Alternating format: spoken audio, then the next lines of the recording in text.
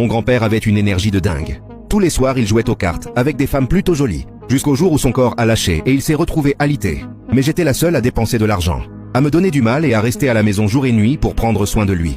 Plus tard, juste avant qu'il meure, grand-père a laissé un testament pour toute la famille. Mon oncle aîné a eu un appartement de 8 millions de dollars en centre-ville.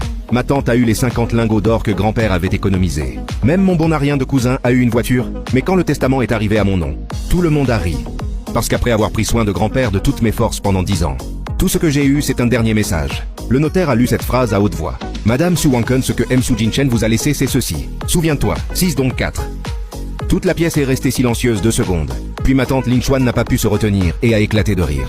Mon cousin Su Wenhao a baissé la tête. Il jouait sur son téléphone. Ses épaules tremblaient. Mon oncle aîné Su Jiangbo a toussé et a essayé de faire sérieux. Mais même lui n'a pas pu cacher le sourire au coin des lèvres. J'ai regardé le portrait de grand-père. Il ne souriait pas non plus sur la photo. Comme quand il était vivant, il me regardait avec ce regard distant. Je n'ai pas pleuré et je n'ai pas ri. Après que tout le monde a eu signé, ils se sont levés et sont partis. Mais maître Guo Mingyuan m'a arrêté. Mademoiselle Su restait un instant. La famille de mon oncle était déjà arrivée à la porte.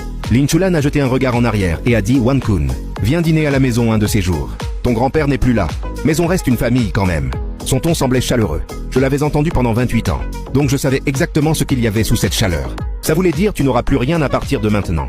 Tu devras quand même compter sur nous. » Je n'ai pas répondu. Mon oncle aîné Su Jiangbo ne s'est même pas retourné. Il était déjà au téléphone dans le couloir. « Oui, surveille le transfert de l'appartement et cette boutique aussi. Dépêche-toi de mettre le bail du locataire à mon nom. » Sa voix n'était pas forte, mais le couloir résonnait. J'ai entendu chaque mot. La porte s'est fermée. Maître Go a fermé le dossier et m'a regardé. Mademoiselle Su, votre grand-père m'a demandé de faire une chose avant de mourir. J'ai attendu. Il a dit si tu ne pleures pas et ne fais pas de scandale pendant la lecture du testament, je devrais te donner ceci. Il a sorti une vieille enveloppe en papier craft de sa serviette. Elle était usée aux 4 coins sans rien d'écrit dessus. Il a dit tu ne pleureras pas. La voix de Maître Go était un peu hésitante. Il a dit tu ne pleures jamais. J'ai pris l'enveloppe. Elle était très légère, je ne l'ai pas ouverte tout de suite. Merci Maître Guo. Il m'a regardé et comment dire. Il ne me regardait pas comme quelqu'un qui n'avait hérité qu'une seule phrase. On aurait dit qu'il retenait quelque chose. J'ai quitté le cabinet d'avocat dehors. Le vent d'avril n'était ni froid ni chaud. Mon téléphone a sonné, c'était mon cousin Wenhao Wan-kun. C'est quoi ce 6-4 ? Ne me dis pas que grand-père avait perdu la tête. Je ne sais pas. Peut-être que oui. Ne le prends pas mal ? Tu sais comment était grand-père ?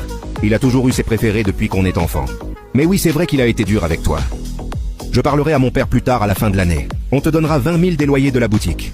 La boutique de grand-père rapportait 482 000 par an de loyer et il m'offrait 20 000. J'ai dit merci mon frère et j'ai raccroché. J'ai marché longtemps, jusqu'à l'entrée de la résidence de grand-père. Le gardien me connaissait depuis 10 ans. Je venais au moins 3 fois par semaine apporter ses repas et ses médicaments à grand-père, l'essuyer et changer ses draps.